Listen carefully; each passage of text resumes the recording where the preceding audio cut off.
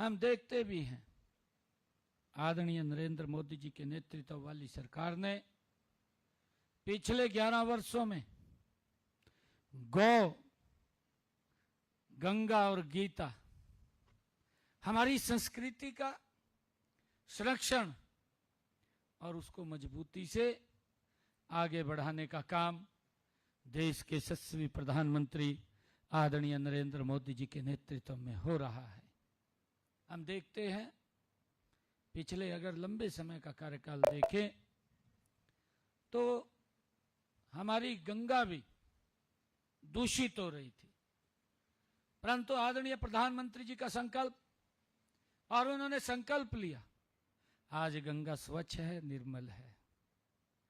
और हम गीता की बात करें, गीता इन्हीं 11 वर्षों के अंदर आज दुनिया के कोने कोने में अंतर्राष्ट्रीय गीता महोत्सव मनाया जाता है, जिसमें लाखों लोग इस पवित्र ग्रंथ से जुड़ते हैं। ये हमारे लिए बड़ी खुशी की बात है।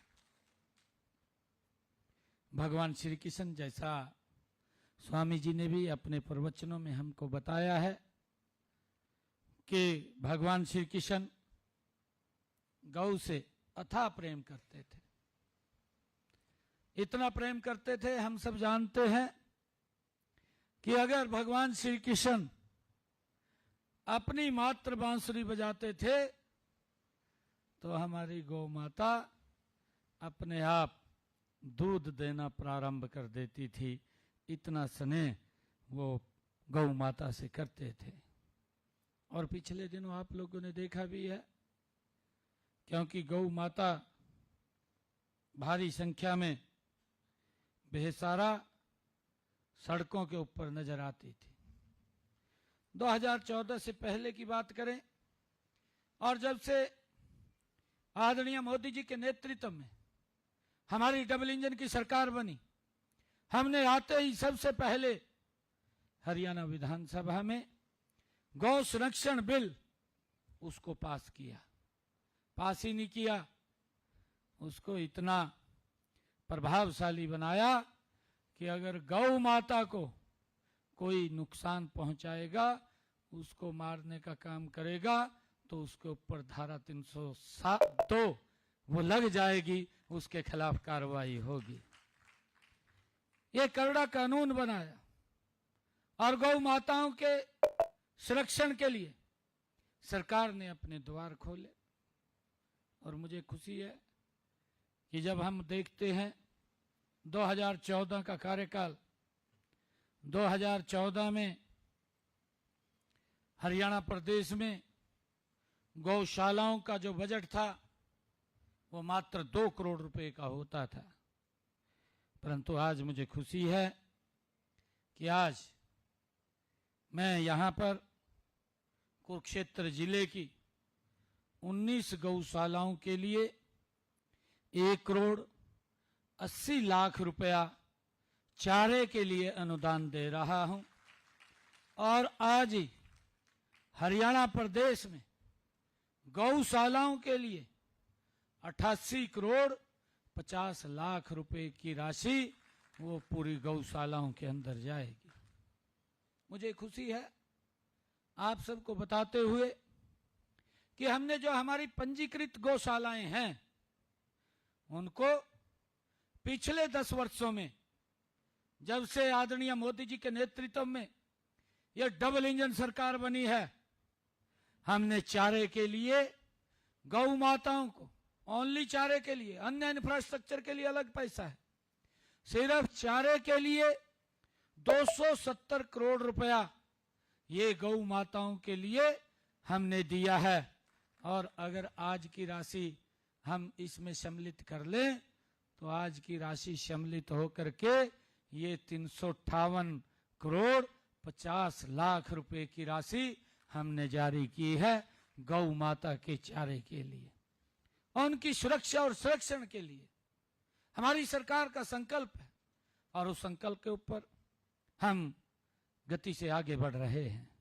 और मुझे ये भी खुशी है कि हमारे देश में हम सब जानते हैं आदिकाल से ही गाय हमारे लिए पूजनीय रही है। पौराणिक कथाओं के अनुसार गाय में सभी देवी देवता निवास करते हैं।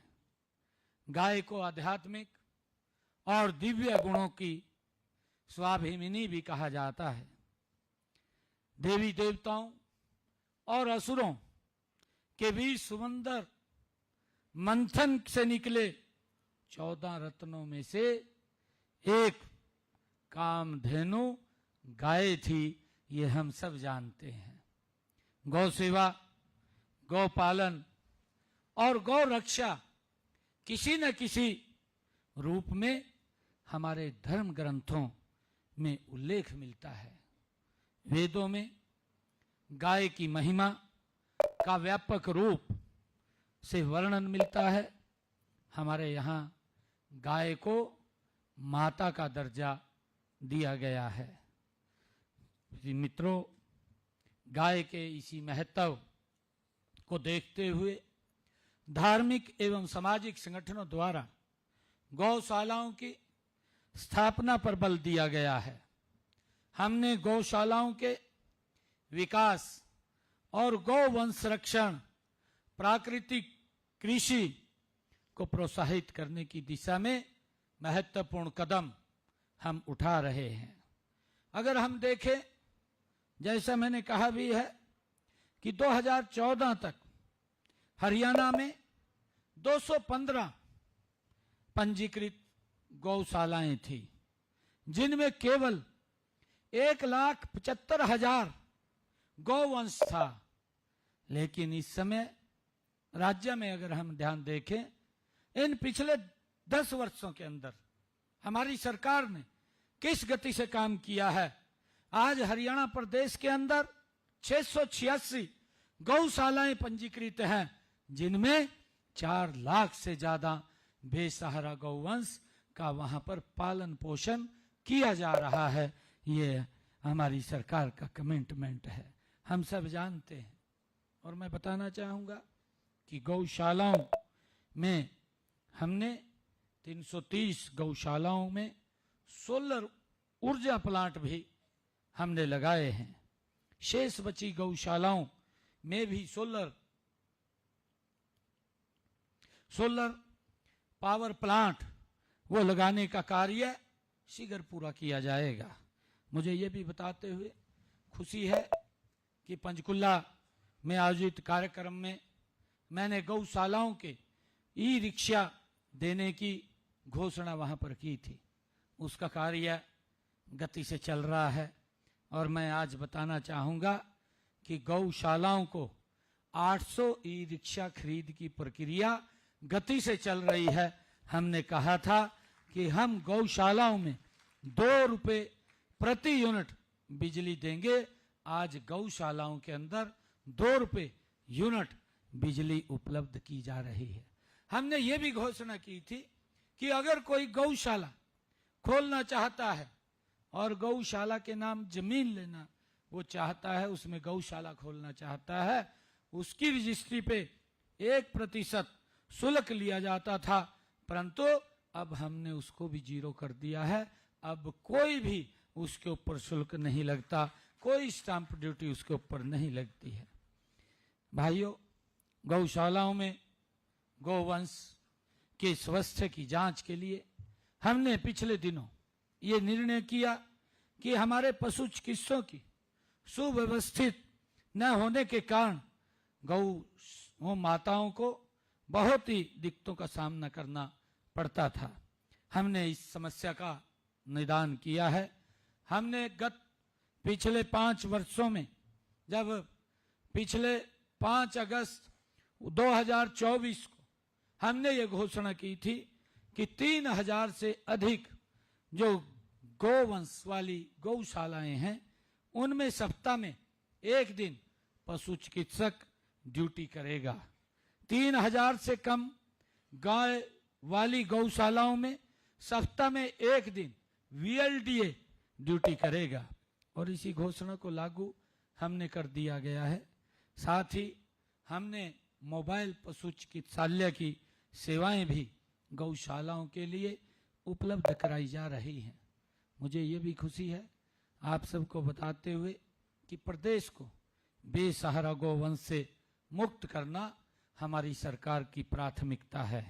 इसके लिए 2 गो अभ्यारण्य की स्थापना भी की गई है, एक गांव नैन में जिला पानीपत में और दूसरा गांव डुंडहर में जो जिला हिसार के अंदर है। और हमने एक और जो गौ अभ्यारण्य है वो पंचकुला के अंदर, उसको भी हमने चालू कर दिया है। इनमें शेड, पीने के पानी की और चारे की व्यवस्था वो की गई है। और इसके लिए हमने 8 करोड़ रुपए की इन जो गौ अभ्यारण्य है, इन गौ अभ्यारण्यों के लिए 8 करोड़ रुपए की राशि भी हमने जारी की जा चुकी है। इसमें लगभग 5000 बेसहारा गौवंश वो वहां पर उसका पालन पोषण होता है। मैंने पिछले दिनों ये भी घोषणा की थी कि बेसहारा गौवंश के पुनर्वास के लिए 200 गौशालाओं को शेड बनाने के लिए हमने 10 लाख रुपए प्रति गौशाला अनुदान दिया जाएगा। और मुझे बताते हुए खुशी है कि हमने इसमें से लगभग 51 गौशालाओं में शेड भी बनाए जा चुके हैं और उनका पैसा भी हमने जारी कर दिया है।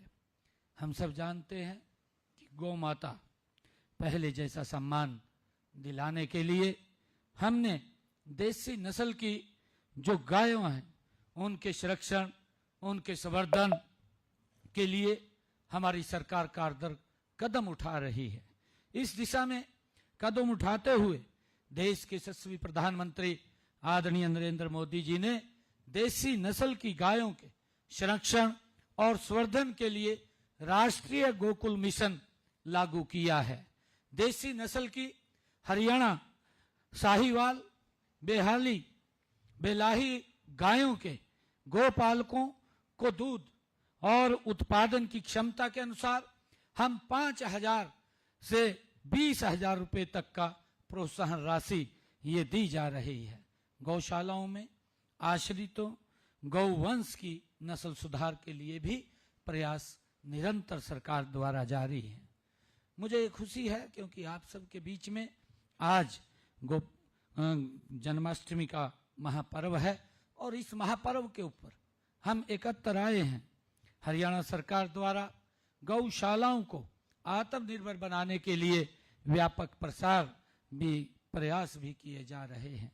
गौशालाओं गाय के गोबर और गौमूत्र से प्राकृतिक फिनाइल, फॉस्फेट से भरपूर जैविक खाद, गोबर के बर्तन, गोबर से प्राकृतिक पेंट और गमला, दिया, धूप और अन्य उत्पाद इन गौशालाओं के अंदर हमारी बना रहे हैं।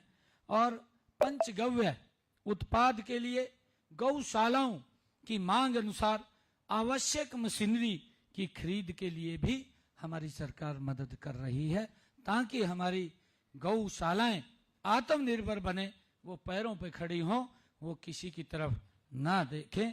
और हम लगातार ये जो मशीनें हैं इन पर 101 गौशालाओं को 6 करोड़ 50 लाख रुपए की अनुदान राशि भी हमने उन तक पहुंचाई है ताकि वो अपनी गौशाला को आत्मनिर्भर कर सके। मुझे ये बताते हुए कि हमने गौ माता की सुरक्षा के लिए सख्त कानून जिसका मैंने जिक्र किया है वो भी हमने बनाया है। और मुझे ये बताते हुए कि अगर कोई व्यक्ति गौ माता की हत्या करता है तो इस कानून के अनुरूप 10 साल की सजा का भी उसमें हमने प्रावधान किया है और 7 वर्ष तक की कैद भी उसको होती है। हमारा मानना है कि कानूनी प्रावधान करने के अलावा जनमानस को गौ माता के साथ पहले की तरह जोड़ना भी जरूरी है। इसके लिए आप सभी गौ भक्तों को जन जागरण अभियान भी चलाना चाहिए, मैं ऐसी अपील भी करता हूं। और इस काम में स्वयंसेवी संगठन भी कारगर भूमिका निभा सकते हैं। आप उनका सहयोग भी अवश्य लें। मेरा आप सब गो प्रेमियों और प्रदेश के गोपालकों से अनुरोध है कि केंद्र और राज्य सरकार द्वारा चलाई जा रही सभी योजनाओं का हम पूरा लाभ लें और उनका लाभ उठाएं। मैं आप सबको आज जन्माष्टमी के इस पर्व के ऊपर बहुत बहुत बधाई भी देता हूं, शुभकामनाएं भी देता हूं।